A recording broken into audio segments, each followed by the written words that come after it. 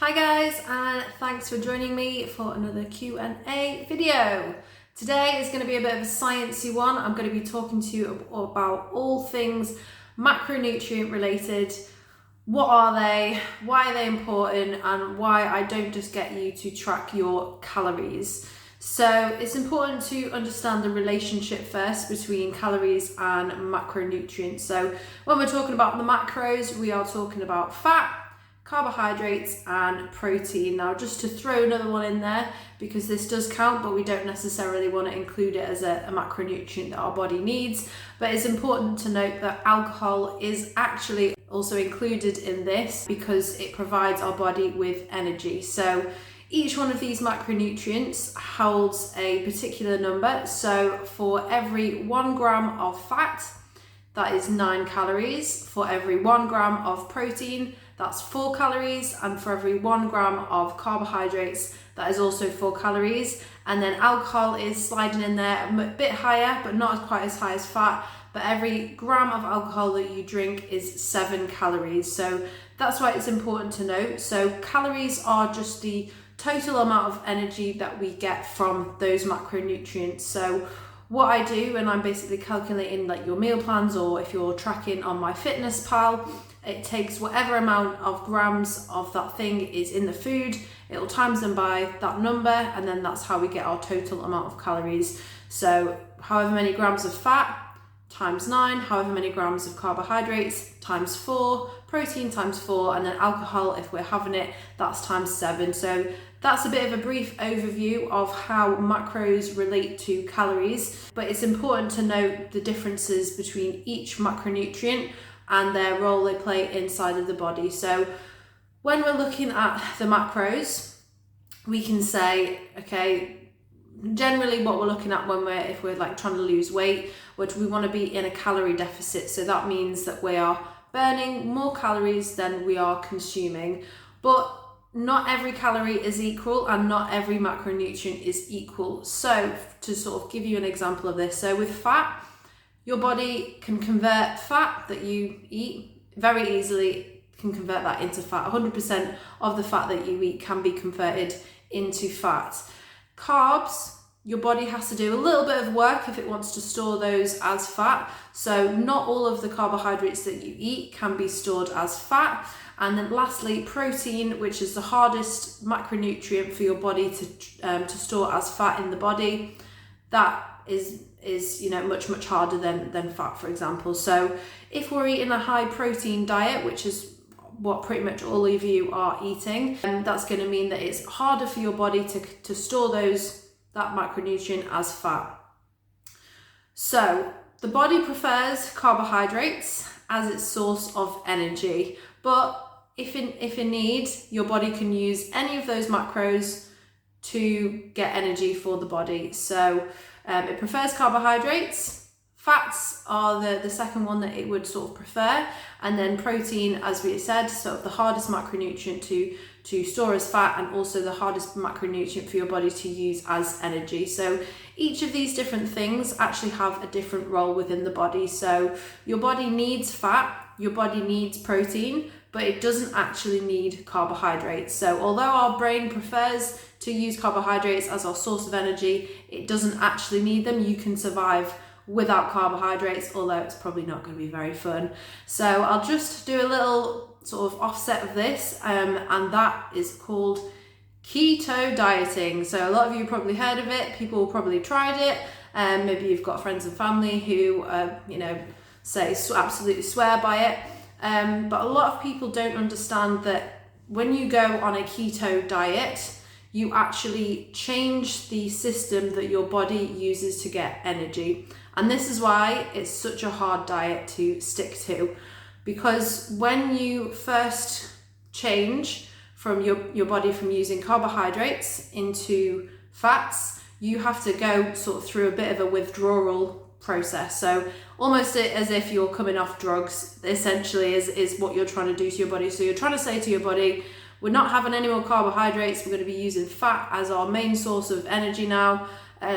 So it has to then produce ketones, which is where the name comes from. So A lot of people think they can do the keto diet sort of Monday to Friday and then on the weekend have some crisps or alcohol or anything like that. It's not going to work because you're basically taking your body out of that state which it needs to be in. So this is why I don't normally put anyone on a keto diet. It's very, very difficult to sustain. Some people absolutely love it and they're happy eating just fats and proteins, but most of us, I think, enjoy our carbs too much to want to sort of go to that. So moving on, fats. There are different types of fats, and this is why it's important that we are sort of paying attention to the kinds of foods that we are eating, as well as not just macro tracking and ticking off the boxes. Okay, if we need fat, we need a minimum amount of fat in order for our body to stay healthy. Your fats are used in the production of hormones, so if we go too low on fats, this can actually disrupt our hormone production, and so you might find things, sort of your periods or anything like that might be sort of affected by going too low on fat. So this is why it's important that we have a minimum amount of fat, and that minimum amount of fat is a sort of 20 to 30% of your overall calorie intake should be from fats. So a couple of different types of fats. There is unsaturated fats, which are liquid at room temperature, and there are saturated fats, which are mostly found in animal foods. So these two, I think people tend to have had a preconception that saturated fats are bad for you, but I think nowadays it's kind of coming out that that's not necessarily the case, but obviously we want to try and get a good balance between unsaturated and saturated. The most important one that we sort of might want to either supplement with or make sure that we are getting in our diet is omega-3 and 6. So our body cannot produce that. So this is where either you're getting it from fish or you're probably going to have to supplement with that as well. The one that we want to be having the least of is trans fats. So trans fats are made by heating up vegetable oil. So we often get these if we are having a lot of fried food or going out, and even if you're cooking your food at too high a temperature, that can actually transfer, sort of create trans fat. So we want to reduce those as much as possible. The worst type of fat for the body, they're bad for the heart, blood vessels, and the rest of the body as well. So that's why we try and reduce those in the body. So moving on to carbohydrates, probably everyone's favorite macronutrient. We have two different types of carbohydrates. So we've got complex carbohydrates, can't even say it. Complex carbohydrates, also known as starches. So we get these in our vegetables and things like that. So it takes the body longer to break these down, so it means our blood sugar levels are much more stable after we've eaten them, and we also feel fuller for longer. We've got simple carbohydrates, also known as sugars. We can find naturally occurring sugars in our fruit,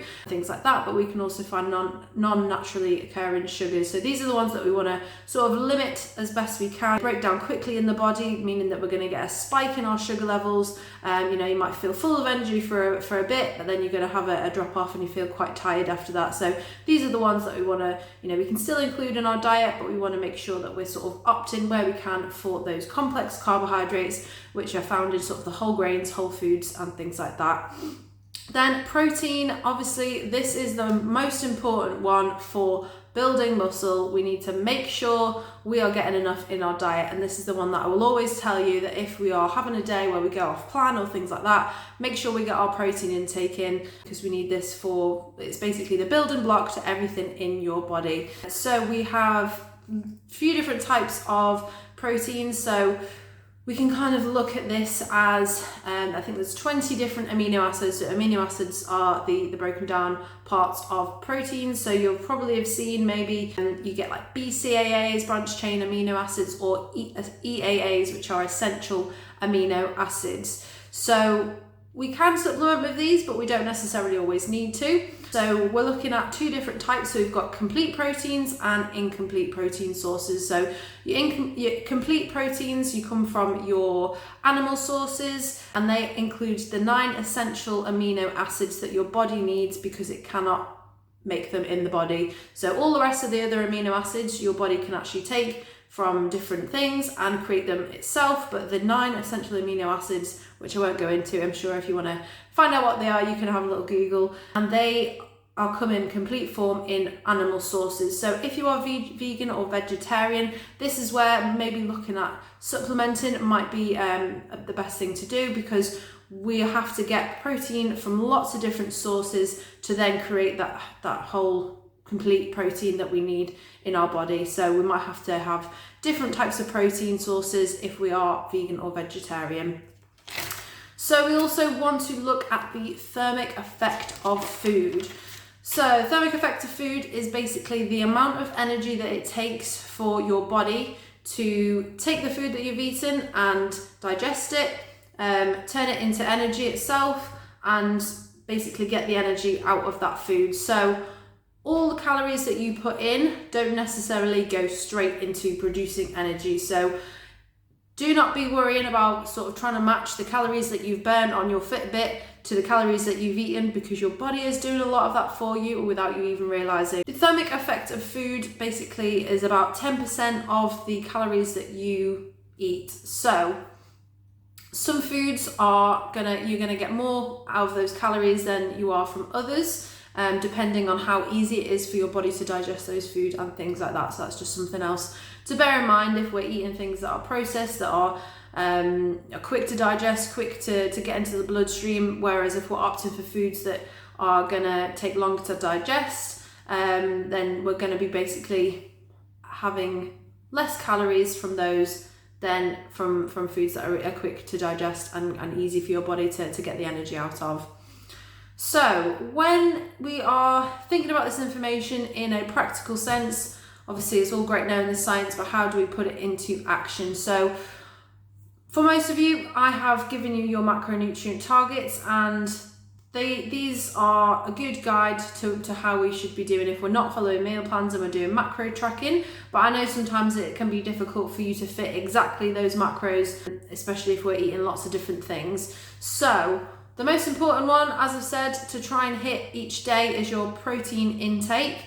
Second to that is your fat. So you want to make sure that you're not going too low on the fat. So 20 to 30% of your overall calorie intake should be from fats. But then carbohydrates and fats we can sort of have a play around with. So if you have one day where you eat a bit more fat and a bit less carbs, that's absolutely fine. So these are the ones where we can play around with the most. It is important to note that because fat does have a much higher amount of calories per gram, that you're going to get a lot less volume than if you were opting for carbohydrates. So that's something just to bear in mind. But what you can always do if you are having a bit of a higher fat day is you can just add in some more fruit and vegetables, which we know sort of give you good volume, but they're not necessarily really calorie dense. So I hope this has been a good introduction to macros. There's a lot of science in this one, so hopefully I've made it easy for you to understand. If you want to ask me any more questions about this topic, then please feel free to drop me a message anytime.